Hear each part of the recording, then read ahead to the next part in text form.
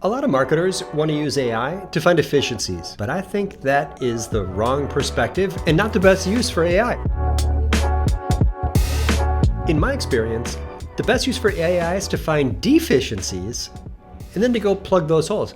AI-powered gap analysis is a breathtakingly useful use case. I'm not really trying to save time because my goal in life isn't to do something 10 minutes quicker. It's to drive a business outcome. It's to generate leads. I want to show you now how to use AI to find gaps in the most important part of the customer journey. Gaps on the sales page, gaps on the money page, gaps on the pages designed to convert your visitor into a lead. Today, in this CXL feed, I'm going to show you how to do persona-driven, AI-powered gap analysis on that key conversion page designed at that moment of truth when the person will or not decide to become a lead and contact your business. Okay, I picked a category and website at random, and I'm going to do this with you live because this is a coffee delivery company. And I have a feeling that there are important information needs that our target audience might have that are unmet by this page that we can do a better job if we do a bit of gap analysis. Here we go. I'm just going to use ChatGPT, but I'm not going to just give it the page. First, I want to teach it about our target audience because nothing is good or bad in a vacuum. It's good or bad in the context of the mindset and the perspective of our target audience. So the very first thing I'm going to do is I'm going to create a quick persona. If you have a battle-tested and sales-vetted ICP, ideal client profile, you can upload to ChatGPT, then it's going to, that is a far better way to go. But I don't have one for this company, so I'm going to do a turbo and quick persona first. This is my prompt library. Here is a persona prompt, and it looks like this. I'm going to copy and paste this into ChatGPT and simply fill in the blanks. Ready?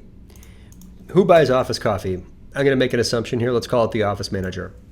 Of an office manager at a, let's just say a professional services firm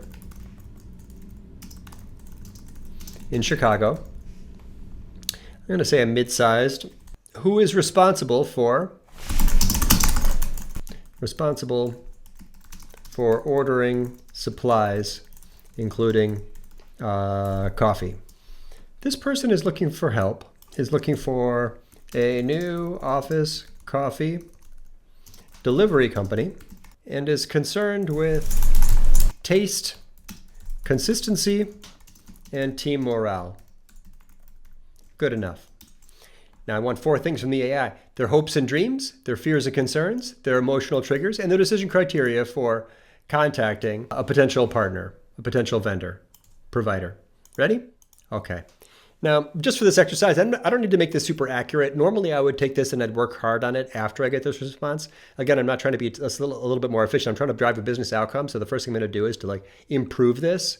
I edit everything that comes out of AI. I don't really trust AI. So whatever this gives me, I know that it's going to be a need adjusting. And I would definitely take the time to adjust it by telling the AI in a subsequent prompt, remove that, add this, deprioritize that. But let's just take a look and assume this is close enough. They are, here's their title, here's the location, here are their responsibilities. They have these roles.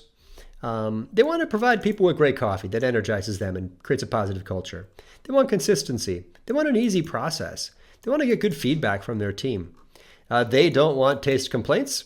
They don't want delays or ordering problems. They definitely don't want hidden costs. And they really love thank you notes and smooth operations and transparent pricing. Their decision criteria: taste, reliability, ease of ordering, pricing, flexibility, a local connection, we'll say. That's good. Okay, next. Now that AI knows who my target audience is, and by the way, if this was good and I want to use this, then I'm at the brain and I'm going to use this all the time, I would just copy and paste this whole thing out of here and put it in a PDF and then just drag it in anytime I'm giving AI anything to audit. Paid social ads or my content calendar or an email or a social post, whatever the case. But we're just going to stay in this conversation here for now. I might actually go back and name this conversation if I'm the only one on the team, or share that PDF file in a shared place, like my shared prompt library if I'm working with others and a collaborating kind of marketer.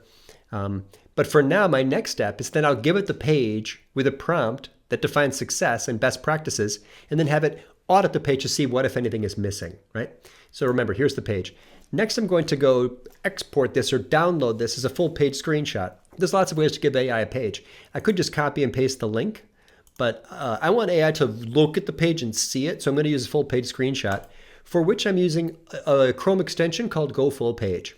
Here we go. Rips it out. Full page screenshot. There it is. The issues with the featured area image doesn't matter, right? That's not the main part and priority for me here now. So I'm just going to click to download that. I'm going to go back to ChatGPT, and I'm just going to drag that full page screenshot into my next prompt, along with a conversion optimization prompt to try to identify those gaps.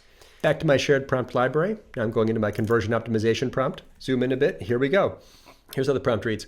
You're a conversion optimization expert, skilled in evaluating pages for their ability to inform and persuade. Right? Role and goal, classic prompt structure. The most compelling high converting pages to share some common traits. These are best practices for a kind of a B2B service page. The header indicates the topic of the page, telling the visitor where they are. The copy answers questions and addresses objections. The order of the messages generally aligns with the prioritized needs of my visitor. The page uses supportive evidence, so we don't make unsupported claims, testimonials, statistics, case studies, awards, logos. The subheads for each section are meaningful and specific. The page connects to the visitor on a personal level with human touch and faces and names and, some kind of like, some emotional connection there. We don't want to miss chances to leverage cognitive biases, and we want to use compelling calls to action. I'm giving you a page. List the ways in which the copy does and does not meet the information needs of the persona. Suggest changes that would make it more helpful based on the persona. Copy and paste this prompt in. Control C. Back to ChatGPT. Control V. So this has been a combination of two prompts. It's a multi-step process. All the best AI use cases are. That one simple short thing, that lazy prompt you've been using, not going to get you there, right? A faster way to do medium quality work is not what we should be doing here as marketers. I'm trying to be thorough, exhaustive, comprehensive, detailed. I'm trying to create one of those high out performers. That's why gap analysis is so effective, because it's very hard for the human brain to see what's missing from the page, right? And that prompt ensures that every time I'm evaluating it against all of those multiple criteria. Let's take a look. Strengths, clear topic. Yep, that's the search optimized page, so no surprise, it mentioned office coffee delivery. Addresses their key needs, superior coffee, sustainable footprint. I actually didn't see sustainability in my persona, but that would be helpful if it was. Dedicated account representative. Did we see a picture of that person? I didn't see one. Emphasis on worry-free service, eco-friendly appeal, call to action, weaknesses. There are no testimonials, customer reviews, or statistics. Just imagine what a missed opportunity that is, right? How many offices do they serve? How many people drink their coffee? How long have they been doing it? How many total bags of coffee have they delivered over the years, right? There's so many ways that they could be different. If this has no support, guess what? A startup born yesterday could make this same page, right? They say these things set them apart, but they didn't prove it.